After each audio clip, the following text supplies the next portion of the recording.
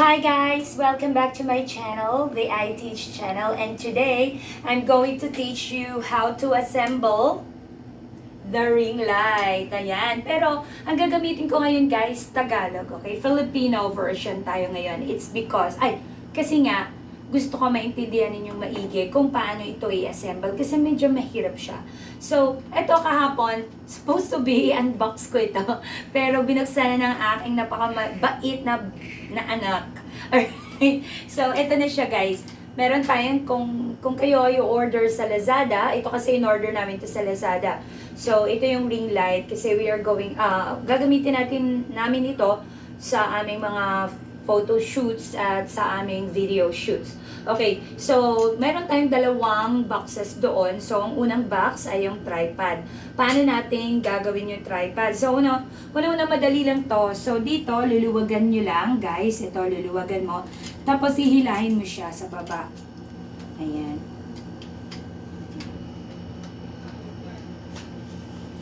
Ayun. Okay. So, kapag perfect na siya, ayan,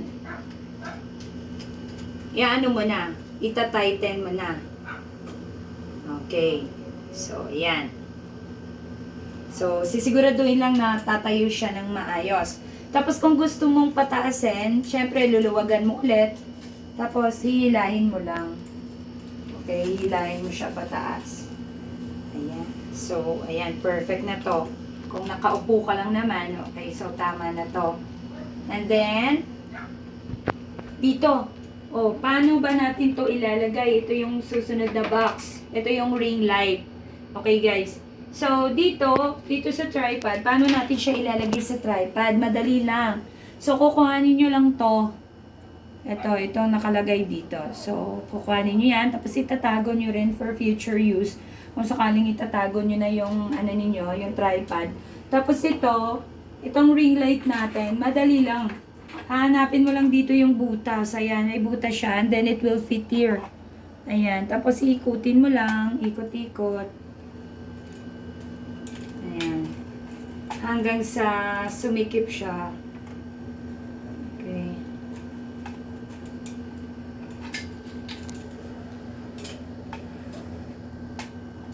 Ayan, bakit parang hindi nag-fit?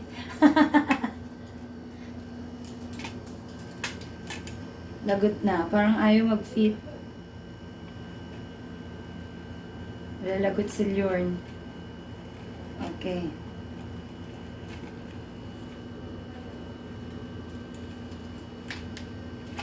Ayan na.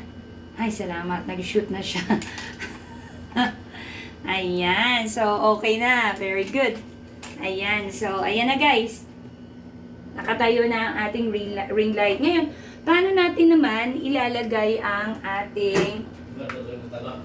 ating cellphone? So, ganito lang. Ito guys, makikita nyo. Ito. Ayan, tatanggalin nyo to. Ito. Ayan. Yan. Tapos, pag natanggal nyo na yan, ang gagawin nyo, itong bilog na to, ilalagay nyo yan dito. Ayan, ipupush mo. Tapos, pag push mo guys, ganun lang. Ilalagay mo tong tinanggal mo na tornilyo. Papasok mo dito sa loob. Tapos, ayan. Ita-tighten mo. Sisikipan mo rin siya. Ayun. So guys, tingnan nyo. Dahil okay na. Ayan. Masyado siyang masikip. Ayan. Namumove-move mo na siya. Tapos, ito kasi yung binili namin na ring light. Wala siyang butas dito, kagaya ng iba. Ayan, so ang gagawin natin, ito, tingnan nyo to, oh. Ayan, ilalagay mo yan dyan. Papasok mo. Ayun. Ayun, nakapasok na. So, ito kasi yung lalagyan natin ng cellphone. Diba, guys? Ayan. Okay. So, ayan, ready na to. Ayan, so lalagyan natin to ng cellphone. Alo. Ayun. So, pag nalagay na natin dito yung cellphone, ayan, para for recording. Ayan, so ito, gagamitin natin yung cellphone na to. Ay.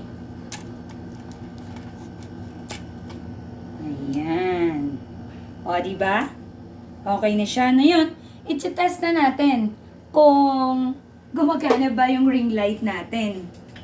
Ayan. So, syempre, ito, USB kasi ito. So, ilalagay natin siya sa USB port. Pwede rin diretso na siya sa socket.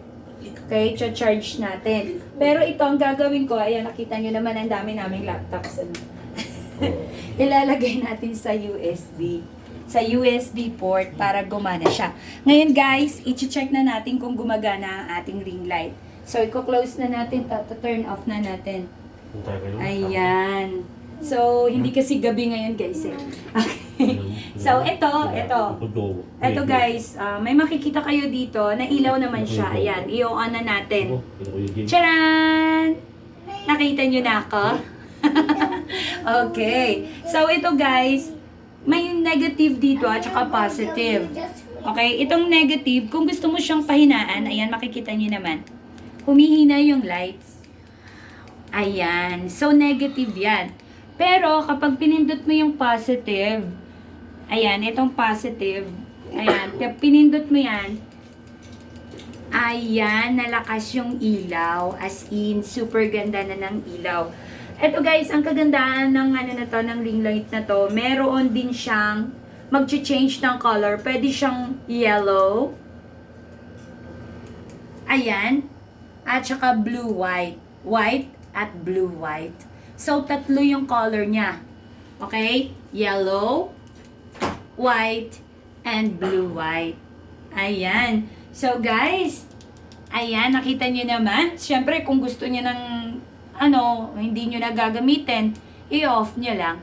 Kung gusto nyo gamitin, i-on nyo lang. So guys, I hope that nakatulong itong vlog ko na to sa inyo. And I'm always here, Teacher Maricel, willing to teach you in I Teach channel. See you next time. Bye!